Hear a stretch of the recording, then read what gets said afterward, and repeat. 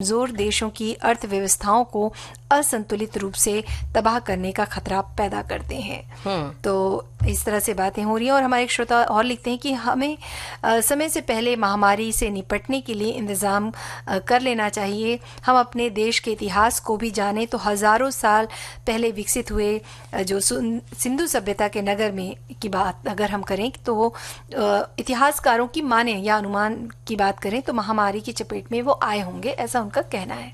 देखिए पूनम जी, जब महामारी और ये आपदा आई थी तो उस समय कितने लोगों की जाने गई, कितने लोगों को हमने खोया। वहाँ पर जब किसी की माँ नहीं रही, किसी के पिता नहीं रहे, उनका कोई विकल्प नहीं। सारे रिश्तों का कभी न कभी कोई विकल्प हो सकता है, दोस्ती मित्रता, लगता है कि हाँ दूसरे दोस्त, लेकिन माँ पिता का कोई विकल्प नहीं होता है। और एक माँ जब 9 महीने के एक कोख में 9 महीने के कोख में अपने बच्चे को पालती है तो किस तरह से वो पालती है कोख में, उसके बाद जन्म देने के बाद। लेकिन कई बार होता क्या है कि संतान जब बड़ी होती है तो माँ का दामन छोड़कर कहीं दूसरे देश विदेश में चली जाती है, और जब मुश्किल के क्षण आते हैं तो संतान अपने माँ को भूल जाती है।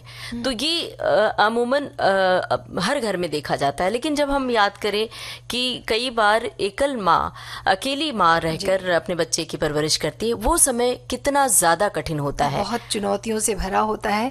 कहना चाहिए कि अकेले कोई भी अभिभावक हो, जैसे आपने बोला ही ममता जी की, वो माता हो या पिता हो, अकेले बच्चों की परवरिश करना जो है वो चुनौतियों का सामना करना होता है या बहुत कठिनाइयों का सामना करना पड़ता है, क्योंकि बहुत सी समस्याएं होती हैं, बच्चों के हजारों सवाल होते हैं। तो उन सवालों को लेकर उनके जो महत्वपूर्ण फैसले होते हैं उसे भी आपको अकेले ही लेना होता है। सही सवालों के सही जवाब देना बहुत ज़रूरी होता है। और कई बार इतने अजीब से सवाल होते हैं बच्चों के कि जिसके सवाल आपके पास नहीं होते, वो खोजना पड़ता है, आपको पढ़ना पड़ता है। और सिर्फ किताबों पे नहीं वो जवाब मिलते हैं, आपको अपने अनुभव की किताब में भी वो जवाब खोजने पड़ते हैं। और अभी कई देशों में हमने देखा है कि पिता माँ की तरह बच्चे को पालते हैं, तो जिम्मेदारी दोनों की ही होती है। लेकिन जब हम तुलना करने चाहें तो जाहिर सी बात है कि माँ की जिम्मेदारी ज़्यादा बढ़ जाती है। अपने देश में फ़िलहाल अभी यही चलन है कि माँ जब घर में होती है तो सारी जिम्मेदारी को बखूबी निभा लेती है, और जब माँ घर से बाहर जाती है तो वो घर को अपने साथ लिए चलती है। और जहाँ कहीं दूर देश में बैठी रहेगी तो बार बार अपने बच्चे से बात तो करेगी। अब तो टेलीफोन का ज़माना है, सोशल मीडिया का ज़माना है कि आप एक क्लिक से आप वीडियो कॉल कर सकते हैं। तो वो चुनौतियाँ कम हो गई हैं, लेकिन माँ की जिम्मेदारी नहीं कम हुई है। तो जब बच्चे बड़े होते हैं तो हमें क्या कुछ करना चाहिए वो बताना भी बहुत ज़रूरी है। जी हाँ, और जैसे जैसे बच्चे बड़े होते जाते हैं ना तो उनकी दिनचर्या जो है वो तय कर लेनी चाहिए, क्योंकि आप अकेले हैं, आपके साथ कोई सपोर्ट नहीं है। तो कुछ ज़रूरी अनुशासन, जैसे कि उन्हें ये सिखाएं कि जगह पर जो आप सामान जहाँ से उठाएं वहाँ रखें। और छोटी छोटी बातें जैसे कि समय पे घर आना, स्कूल से घर आना है, आके उन्हें फ़ोन पर जानकारी देना है। कहीं वो बाहर जा रहे हैं तो वापस आने का भी समय तय होना चाहिए। और उनके दोस्तों के लिस्ट, उनके फ़ोन नंबर आपको पता होने चाहिए। अगर वो ट्यूशन भी जा रहे हैं तो कितने बजे जाएंगे और कितने बजे तक वो घर लौटेंगे, ये सारी जानकारियां जो होती हैं या जो होती हैं वो जो अभिभावक हैं उनके पास तो होनी ही चाहिए। साथ में उन बच्चों को भी उनको समझाना है कि बच्चे भी इस समय का ध्यान रखें, ताकि माँ बाप जो है, जो एकल माँ बाप है, वो परेशान ना हो। और कई बार माताएं ये सोचती हैं कि अरे हमारा बच्चा है, काम करेगा तो अभी से उससे कैसे काम करवाएं, इतना कठिन मेहनत करेगा तो ठीक नहीं है, तो खुद ही सारा कर लेती हैं। लेकिन वहीं पर वो गलत होती हैं, उनको शुरू से ही जिम्मेदारी सिखाएं। जैसे कि कोरोना टाइम का हमने जिक्र किया, तो उस समय आपने देखा होगा कि घर में आपकी सहायक सहायिकाएं नहीं थी, आपको सारे काम घर के खुद ही करने पड़ते थे। और मतलब बर्तन धोने से लेकर घर की साफ सफाई तक सब कुछ आपको करना था, खाना बनाना। तो मैंने देखा कि बहुत सारे लोग वहाँ पर भी बच्चों से काम नहीं लेते थे। मैं अपना अनुभव ही बताऊं तो मैंने जब एक हमारी साथी महिला, उनसे हमने कहा कि अभी तो हम जब ऑफिस आते हैं तो हमने अपने बच्चे को सिखा रखा है कि वो अपने नाश्ते का इंतज़ाम कर ले, उसको क्या करना है वो हम बताते हैं फ़ोन पर, लेकिन वो घर में झाड़ू भी लगा लेता है और पोछा पोछा भी लगा लेता है मॉप के जरिए। तो उन महिला को बहुत अचरज हुआ, अरे इतने छोटे बच्चे से आप काम करवाती हैं? तो मैंने कहा अगर नहीं सिखाऊंगी तो फिर भूखा बैठा रहेगा जी, फिर ऐसे गंदे घर में बैठा रहेगा। तो ये बहुत जरूरी होता है कि आप छोटी उम्र से बच्चों को ये सिखाएं। ये भूल जाएं कि इतना छोटा बच्चा अगर काम करेगा, काम जितना करेगा उसका परिमार्जन उतना ज्यादा होगा, उतना ही उसके व्यक्तित्व का निखार और परिष्कार होगा। बिल्कुल। और ममता जी, ये भी देखा गया है कि जो एकल माता पिता होते हैं ना, बच्चों की हर ज़रूरत को वो पूरा नहीं कर पाते हैं। कई बार होता है, लेकिन इसके लिए वो कभी अपने आप को अपराध बोध ना समझें। मतलब उन्हें ये ऐसा ना लगे कि वो उन्हें महंगे गिफ्ट नहीं दे पा रहे हैं, या बाहर बहुत महंगे महंगे जो कहना चाहिए होटल्स में नहीं ले जा पा रहे हैं।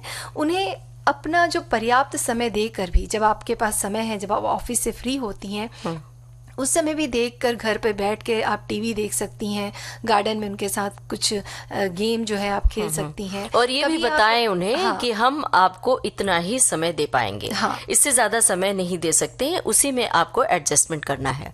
हाँ, ये भी है। और साथ में क्वालिटी टाइम जो होती है ना, कि आप बच्चों को वो दीजिए ताकि बच्चे इस बात से वो, उनको इतना ही चाहिए कि माँ बाप उन पर ध्यान दें, और इतना समय अगर आप देते हैं तो बच्चे खुश ही रहेंगे। और एहसास भी कराएं कि आप अकेली हैं, माँ है तो माँ, अगर पिता है तो पिता, कि हम आप अकेले हैं। बाकी बच्चों को की नकल करते हैं बच्चे कि उनके यहाँ तो मम्मी पापा ऐसे करते हैं, उनके मम्मी पापा हर फ्राइडे को फिल्में दिखाने ले जाते हैं, उनके मम्मी पापा तो हर शनिवार को ले जाते हैं ग्राउंड में खेलने के लिए, 2-2 3-3 घंटे घुमाने ले जाते हैं। तो ये बातें बताएं कि यहाँ पर हम अकेले हैं और आपकी परवरिश हम अकेले कर रहे हैं। तो धीरे धीरे उनके मन में ये बात बैठे कि आपके प्रति संवेदना पैदा होना बहुत जरूरी है, और इस समय बहुत जरूरी है गाना सुनवाना। सुनते हैं ये गाना।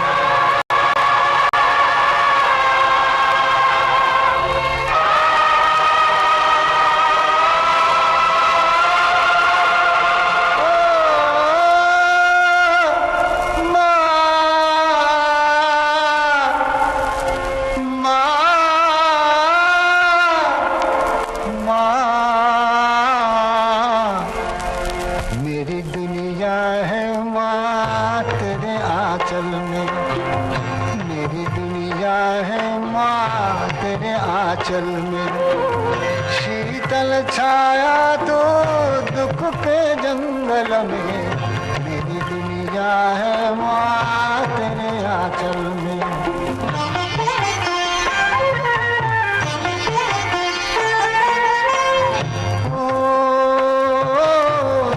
मेरी राहों के लिए तेरी दो अखियाँ, तेरी दो अखियाँ,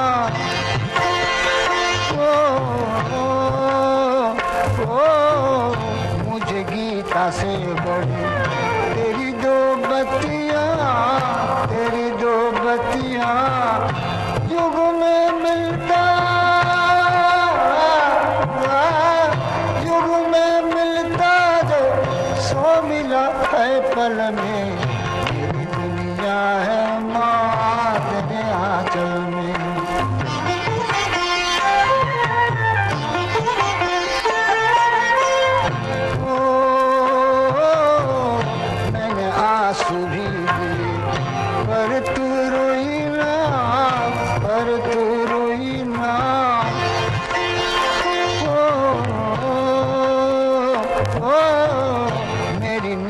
के लिए बरसों सोई ना, बरसों सोई ना, ममता गाती, ममता गाती रही गम की हलचल में, मेरी दुनिया है माँ तेरे आंचल में।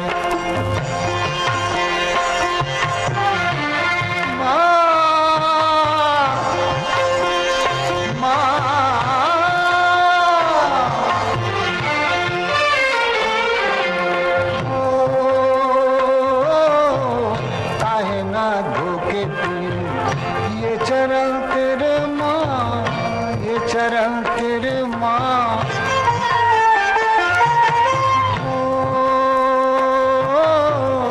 देवता प्याला लिए दर पे खड़े माँ, दर दर पे खड़ी माँ, अमृत सबका, अमृत सबका है इसी गंगा जल में, मेरी दुनिया है माँ तेरे आंचल में। शीतल छाया तो दुख के जंगल में, मेरी दुनिया है माँ तेरे आंचल में।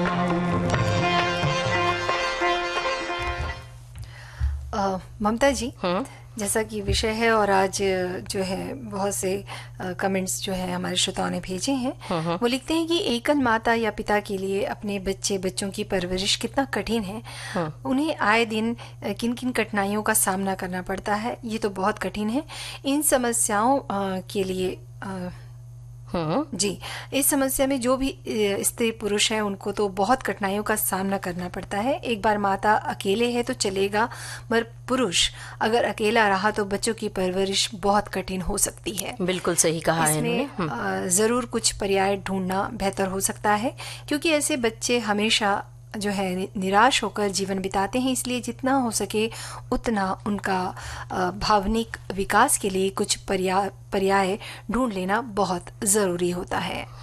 कई बार क्या होता है कि एकल परिवार इसलिए भी होते हैं, मतलब एकल माँ या एकल पिता, कि आपसी उनके झगड़े होते हैं, आपसी अंडरस्टैंडिंग नहीं होती है, तो इसका भी बच्चों पर बड़ा ही बुरा असर पड़ता है। एक श्रोता ने लिखा है कि जब भी बच्चों की बात आती है तो पिता को इग्नोर कर दिया जाता है और माँओं को ज्यादा महत्व दिया जाता है। ऐसा नहीं है कि बच्चों की परवरिश में माँ का ही ज्यादा योगदान होता है और इसमें पिता की कोई भूमिका नहीं होती है।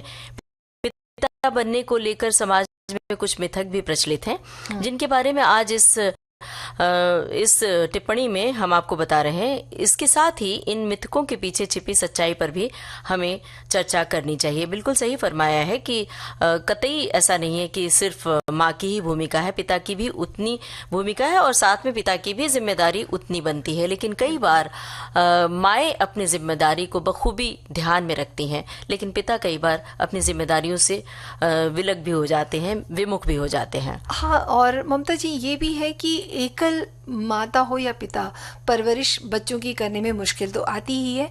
हमारे जो श्रोता हैं वो लिख रहे हैं कि जब भी बच्चों की बात आती है तो पिता को इग्नोर कर दिया जाता है, जैसे कि आपने पढ़ लिया शायद ये मैसेज जो है।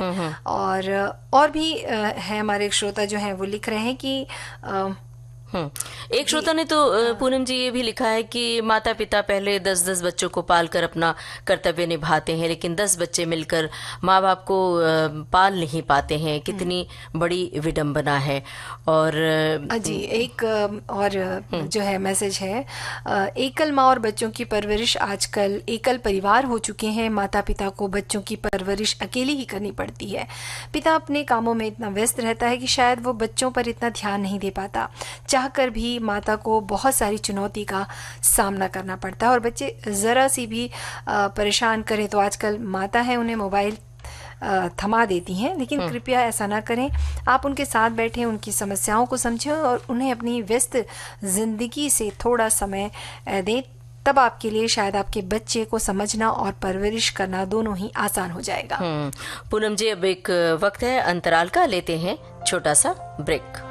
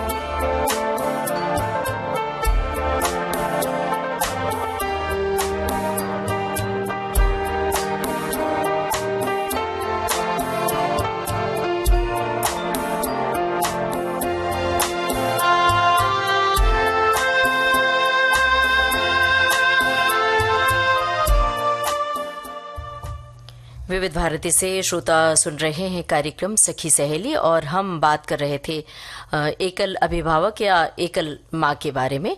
तो हमारे एक श्रोता ने लिखा है कि एकल माँ और बच्चों की परवरिश की बात करें तो इसका बढ़िया उदाहरण हमारी सासू माँ का है कि हमारी श्रीमती जी जब 1 साल की थी, मतलब शादी के बाद मुझे लगता है इन्होंने लिखा होगा, तब उनके पिताजी का देहांत हो गया, मतलब मेरे ससुर जी का।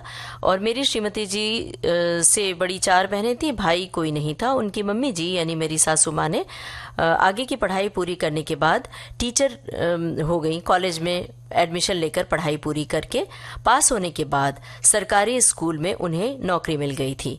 तनख्वाह में घर चलाने के साथ साथ सभी बेटियों की पढ़ाई के बाद उन सभी की शादी उन्होंने करवा दी।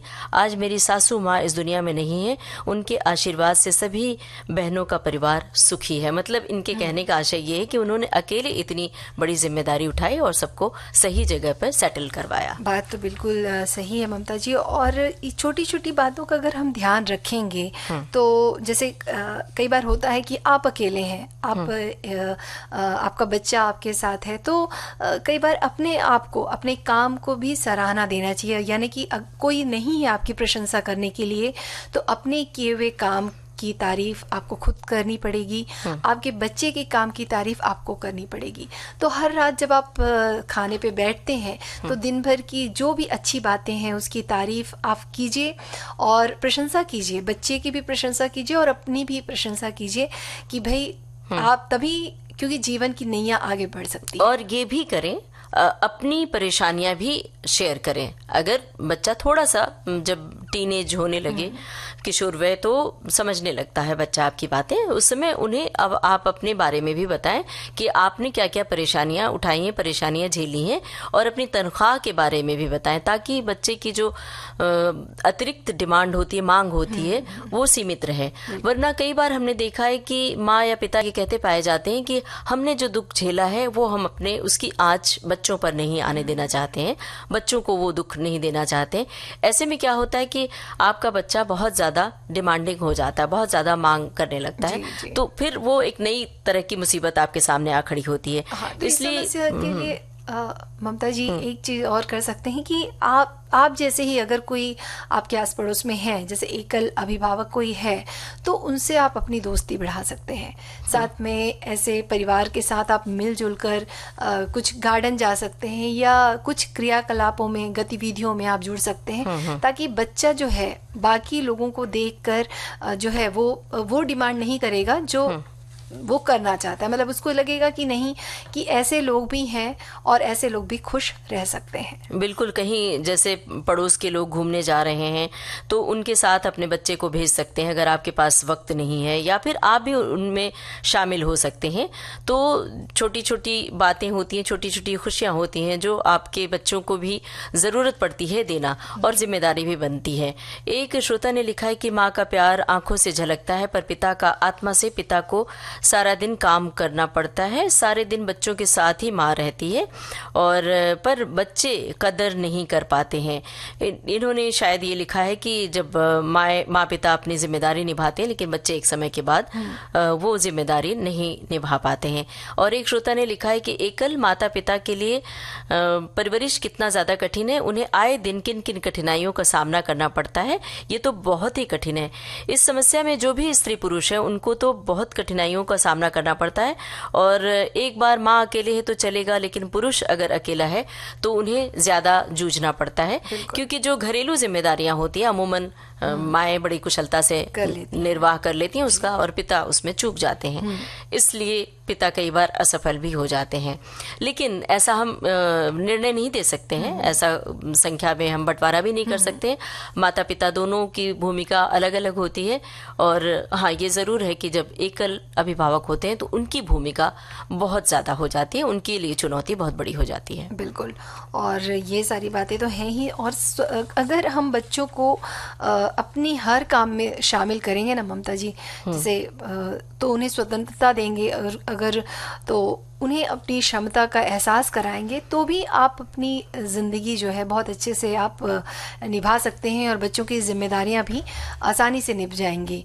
तो बचपन से ही अगर बच्चे स्वतंत्र रूप से निर्णय लेने में सक्षम हैं और उनको आप अपने काम में शामिल करते जा रहे हैं, उनकी अपनी भावनाएं जैसे व्यक्त कर रहे हैं, तो बच्चे सीखेंगे कि कैसे किस तरह से जीवन को जीना है, और ये सबसे बड़ी बात होती है। जी।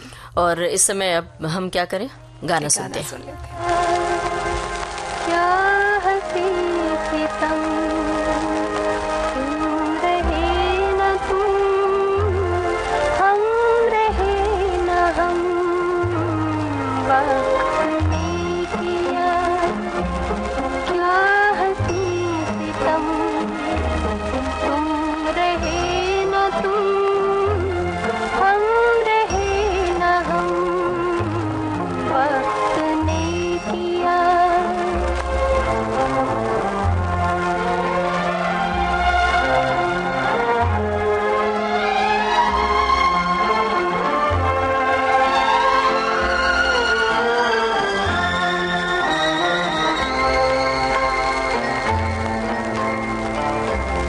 बेकरार दिल इस तरह मिले, जिस तरह कभी हम जुदा न थे। बेकरार दिल इस तरह मिले, जिस तरह कभी हम जुदा न थे। तुम भी खो गए, हम भी खो गए, एक राह पर चल के दो कदम, वक्त ने किया। क्या हंसी सितम तुम रहे न तुम, हम रहे न हम, वक्त ने किया।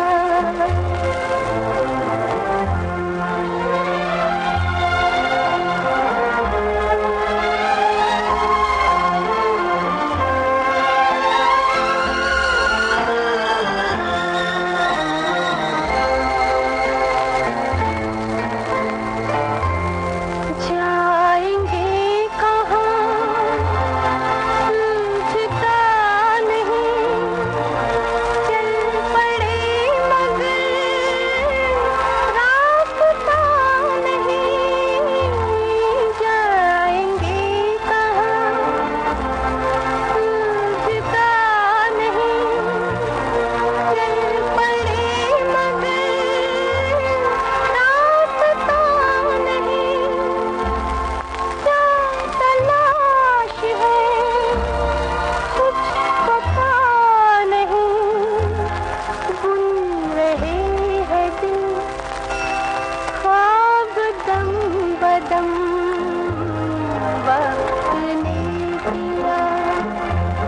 क्या हंसी सितम तुम रहे न तुम, हम रहे न हम। और अब हम उस पड़ाव पर आ गए हैं जहां हम सखी विशेष की चर्चा करते हैं। और आज हमने अपने श्रोताओं को बताया कि पर्यावरणविद तुलसी गौड़ा के बारे में थोड़ी सी जानकारी देंगे। तो बता दें कि तुलसी गौड़ा कर्नाटक राज्य के अंकोला तालुक की होनाली गांव में एक भारतीय पर्यावरणविद के रूप में जानी जाती हैं, और उन्होंने 30,000 से भी ज़्यादा पौधे लगाए हैं और वन विभाग की नर्सरी की देखभाल वे करती हैं। उनके काम के लिए भारत सरकार और अन्य संगठनों द्वारा बहुत सारे पुरस्कारों से उन्हें पुरस्कृत किया गया है। भारत सरकार ने उन्हें देश के चौथे सर्वोच्च नागरिक पुरस्कार पद्मश्री से सम्मानित किया।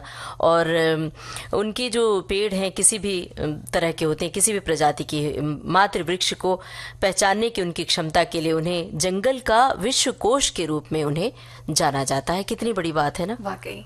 और ये इनका जो जन्म है वो 1944 में होन्नाली गांव के परिवार में हुआ था। और तुलसी जी का जो जन्म है एक ज़रूरतमंद परिवार में हुआ था, और जब वो 2 साल की ही थी ना तभी उनके पिता का स्वर्गवास हो गया था।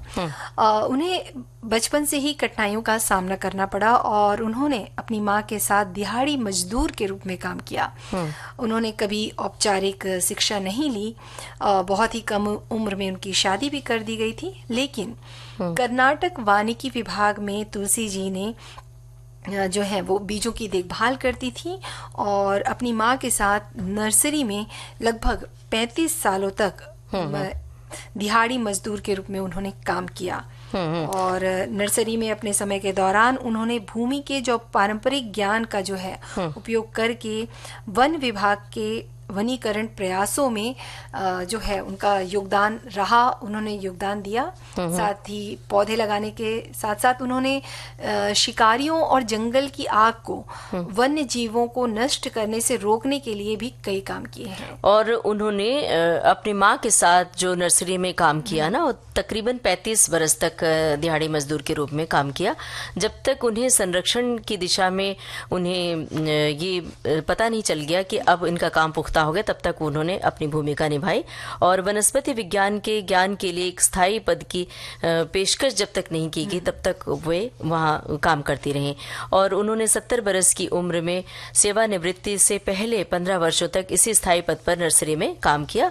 और अपने समय के दौरान उन्होंने भूमि के पारंपरिक ज्ञान का उपयोग करके वन विभाग को अपने प्रयासों से बहुत बड़ा योगदान दिया। पौधे लगाने के साथ साथ उन्होंने, आपने बताया भी कि शिकारियों को भी, हाँ, उसका विरोध भी किया कि जो वन्य जीव हैं उन्हें मारा न जाए, उसकी सुरक्षा भी की। तो एक तरह से वन्य जीवों की रक्षा की, दूसरी तरह से उन्होंने जंगल की सुरक्षा की, पेड़ पौधों की सुरक्षा की। और इसी तरह जो तुलसी जी हैं वन विभाग में काम करते हुए उन्हें लगभग 60 साल तक से अधिक समय तक उन्होंने वहाँ काम किया। जंगल और उसके पौधों के बारे में जैसे उन्हें ज्ञान था, तो जो लोग थे उन्हें जंगल के विश्वकोश के नाम से जानते थे। साथ ही उनके जो जनजाति के जो लोग थे ना, उन्हें जो है वो प्यार से जो बोलना चाहिए कि उन्हें, क्योंकि उन्हें इतनी जानकारी थी वन्य जीवों की और वो वनों के बारे में जानती थी, पौधों के बारे में जानती थी, इसलिए उनके जो जनजाति के लोग हैं उन्हें प्यार से बहुत तरह के नाम उन्हें दिए। उनमें से कई नाम तो है भी और कई बहुत से ऐसे नाम। एक पुरस्कार जो खास तौर से उन्हें, जिस पुरस्कार से नवाजा गया 1986 में, इंदिरा प्रियदर्शनी वृक्ष मित्र पुरस्कार, और जिससे उन्हें, इस पुरस्कार से उनका नाम भी बहुत हुआ और बंजर भूमि के विकास के लिए तमाम व्यक्तियों को उन्होंने जोड़ा। एक संस्था तैयार की जिस संस्था से तमाम व्यक्तियों को जोड़ा जो कि जंगल की सुरक्षा करें और वन्य जीवों की सुरक्षा करें। तो ये ऐसी थी जिन, हम असल में सखी विशेष में हम ऐसी महिला के बारे में बात करते हैं जिससे हमारे श्रोताओं को कोई न कोई प्रेरणा मिले। तो तुलसी गौड़ा एक ऐसी ही शख्सियत है जिनके नाम से हम अपने को प्रेरित कर सकते हैं और लोगों को प्रेरणा दे सकते हैं कि आपकी निजी जिम्मेदारी भी बनती है कि आप जंगलों, पेड़ पौधों की सुरक्षा करें, वन्य जीवों की सुरक्षा करें। और इस समय हम श्रोताओं को सुनवा रहे हैं ये गाना। दो दिल हारे दुनिया सद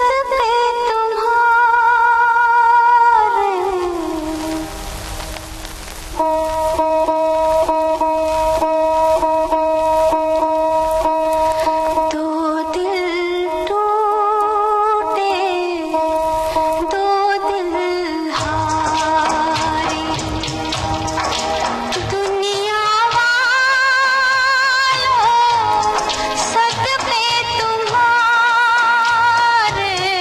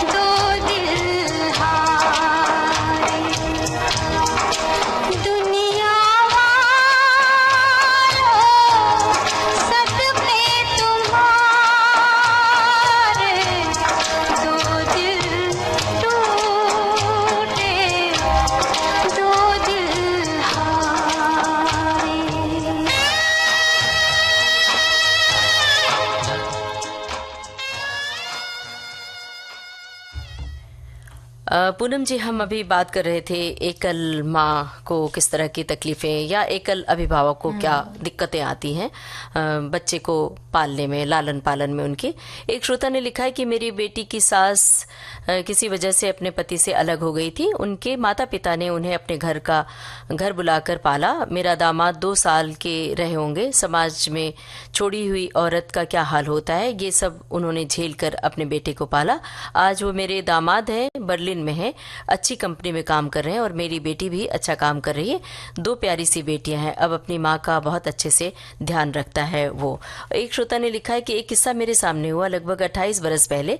बड़ोदरा के सबसे बड़े तालाब में ज्यादा पानी भरने के कारण एक नाव पलट गई थी। इस दुर्घटना में मेरी ऑफिस के एक साथी मित्र की जान गई थी। उनकी विधवा ने अपने एकमात्र बेटे को खूब तकलीफें उठाकर पढ़ाया, परदेश भेजा। आज वो जवान बेटा कुछ बनकर भारत में अपने माँ के पास आया है। दोनों ज्यादा खुश हैं। उस माँ की खुशी का एहसास कीजिए कि उसकी माँ को कितना अच्छा लग रहा होगा। ये वाकई बिल्कुल। और जिंदगी तो है ही ममता जी, उतार चढ़ाव का नाम, कभी खुशी है तो कभी गम है। इसी बात में हमारे एक श्रोता लिख रहे हैं कि जिंदगी एक पहेली ही तो है, हम समझ ही नहीं पाते उसे, जबकि वो हर मोड़ पर हमें कई ऐसी बातों से अवगत कराती है कि ये सही है, हम कर लें, पर हम कुछ आलस, कुछ मजबूरी से उसे टालते जाते हैं। फिर वो बड़े रूप में हमारे सामने आ जाती है और ज़िंदगी का तो कोई भरोसा नहीं। इसलिए हमें जो करना है वो कल पर ना टालें, उसे आज ही कर लेने में समझदारी है। एक श्रोता ने लिखा है जिंदगी के बारे में ही, जिंदगी एक पहेली है, सुख दुख की सहेली है। जब जिंदगी में सुख देती है तो हम बहुत खुश हो जाते हैं, लेकिन जब जिंदगी थोड़ा सा रुला देती है तो हम परेशान हो जाते हैं। उसी समय पर हम खुश तो नहीं हो सकते उस समय, लेकिन ज़्यादा परेशान होना भी हमें हानिकारक होता है, हमारे लिए हमें नुकसान पहुंचा देता है। इसीलिए जब जिंदगी में मुश्किल आए तो इस मुश्किल भरी पहेली को सूझबूझ के साथ सुलझाएं। जी, और ऐसे ही हमारे एक श्रोता हैं, वो लिख रहे हैं कि ज़िंदगी एक पहेली है। ये ज़िंदगी की उलझने और अनिश्चितता के साथ साथ ज़िंदगी की सबसे बड़ी सच्चाई बयां करती है। ज़िंदगी एक व्यक्ति के जीवन के विभिन्न दौरों या अवस्थाओं को जो है समाहित करने के लिए उपयोग होने वाली एक संज्ञा है, जो आमतौर पर जीवन की व्यक्तिगत, सामाजिक, आर्थिक और मानसिक अनुभवों को संक्षेपित करने के लिए प्रयुक्त होता है। और एक श्रोता की टिप्पणी है, लिखा है कि जिंदगी सेहरा भी है, जिंदगी गुलशन भी है, प्यार में खो जाओगे तो जिंदगी मधुबन भी है। जिंदगी एक पहेली है, जीवन जीने की एक शैली है, सही तरीके से जो जी ले वो सखी सहेली है, जिसकी हर बात निराली है। जिंदगी कैसी है ये पहेली, कभी हंसाए कभी रुलाए। जिंदगी एक सफर है, यहाँ कल क्या हो किसने जाना। जो मिला है जीवन उसे हंसी खुशी से जी लो, क्योंकि जन्म और मृत्यु इस जिंदगी से जुड़े हुए हैं। जीवन में कभी डरना नहीं चाहिए, सर नीचा करके कभी कोई काम करना नहीं चाहिए। जिंदगी के दौरान ऐसे सत्कर्म कीजिए कि आपके जाने के बाद भी जमाना आपको याद करे। और एक और जो है कमेंट्स है हमारे श्रोताओं की, जिंदगी एक पहेली है जिसका उत्तर हर किसी के लिए अलग हो सकता है। ये पहेली हमें जीवन के हर मोड़ पर परेशान करती है, लेकिन साथ ही साथ यह हमें जीने का मकसद भी देती है। जिंदगी की पहेली को समझने के लिए हमें अपने जीवन के अनुभवों को समझना होगा, अपने सपनों और आकांक्षाओं को समझना होगा और अपने जीवन के उद्देश्य को समझना होगा। जिंदगी की पहेली का उत्तर खोजने के लिए हमें कुछ अपने आप से सवाल करने होंगे, जैसे मेरे जीवन का उद्देश्य क्या है, मैं अपने जीवन में क्या बदलाव लाना चाहता हूँ, मैं जीवन में क्या हासिल करना चाहता हूँ। और भी बहुत सी बातें इन्होंने आगे लिखी है ममता जी। तो अब क्या श्रोताओं को एक गाना सुनवा दें। और दरअसल जिंदगी का फलसफा इतना गहन है, इतना गहरा है कि उसके बारे में चर्चा करने चले तो वक्त कम पड़ जाएगा। लेकिन श्रोताओं ने अपने अपने अनुभव साझा किए हैं। हम उनसे ये भी कह रहे थे कि जिंदगी में क्या कुछ ऐसा घटा जिससे आप कभी उदास हुए, तो जिंदगी की कुछ ऐसी घटनाएं जो आप साझा कर सकते हैं वो भी आप बता सकते हैं विविध भारती के फेसबुक पेज पर। तो श्रोताओं ने अपनी अपनी बातें लिखी, इनका हम शुक्रिया अदा कर रहे हैं। और गाना सुनते हैं। अगर किसी श्रोता ने अपनी बात लिखी तो हम गाने के बाद उनकी टिप्पणी साझा करेंगे। फिलहाल ये गाना।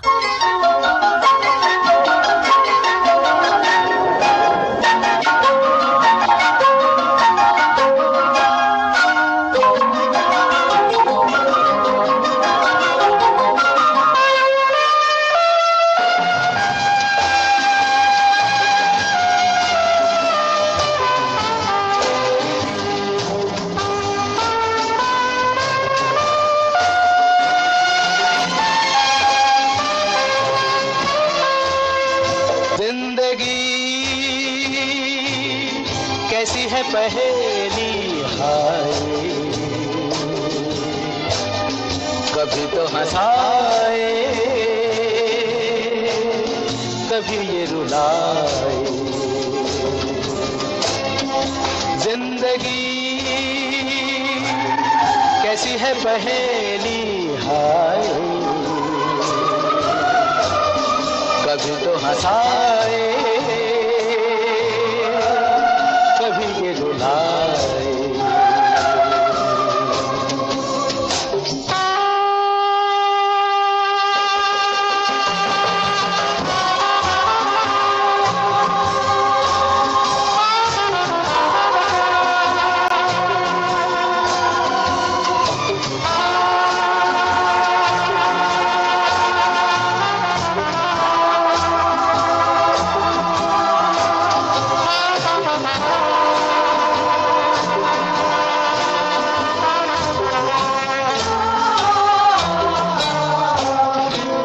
देखो मन नहीं जागे,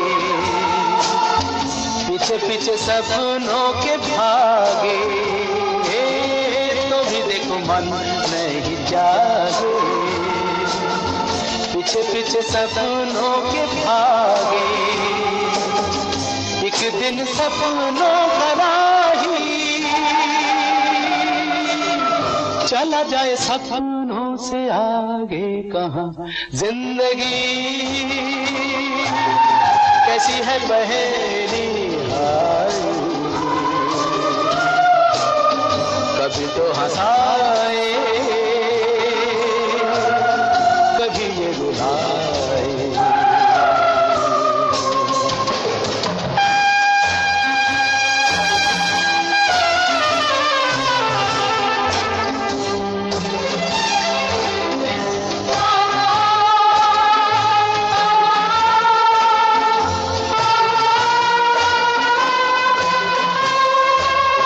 जिन्होंने सजाए यहाँ मेले,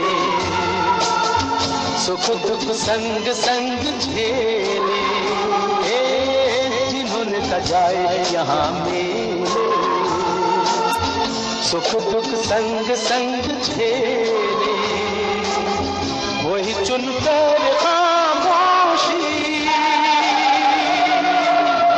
यूं चले जाए अकेले कहाँ। जिंदगी कैसी है पहेली हाय। जिंदगी कैसी है पहेली हाय। हमारे एक श्रोता ने भी लिखा है कि जिंदगी कैसी है पहेली को अगर हटा दें तो सचमुच जिंदगी के कई पन्ने जुड़ जाते हैं। एक श्रोता ने लिखा है कि रेशम के धागों की तरह है जिंदगी, एक तरफ उलझन दूसरी तरफ उलझती है जिंदगी। बनते बिगड़ते हालात का हिसाब है जिंदगी, हर रोज एक नया पन्ना जुड़ता है जिसमें वो ही एक किताब है जिंदगी। कभी खुशियां अपार कभी गमों का पहाड़, लम्हों की खुली किताब है जिंदगी। सपनों और सांसों का हिसाब है जिंदगी, कुछ जरूरतें पूरी कुछ ख्वाहिशें अधूरी, इन्हीं सवालों का जवाब है जिंदगी। और ऐसे ही हमारे श्रोता और लिख रहे हैं, जीवन का क्या उद्देश्य है, जीवन का लक्ष्य क्या है, ये रहस्य का विषय है। बहुत से लोगों के भिन्न भिन्न विचार हैं, मतांतर हैं। मानव अपने जीवन में सोचता रहता है और कौन सा मार्ग उत्तम है, लेकिन निर्णय नहीं कर पाता। उसे समझना होगा जगत में ज्ञान और अज्ञान के बीच प्रकृति के कौतिक पहेली की तरह जीवात्मा अविनाशी है, शेष सब कुछ नाशवान है। इस अवधारणा की परख जिसे हो उसे आगे का रास्ता सूझता है। और अब घड़ी की ओर देखिए, अब समय समाप्त हो रहा है। तो आज के सखी सहेली कार्यक्रम का सफर बस इतना ही। सभी को नमस्कार। नमस्कार।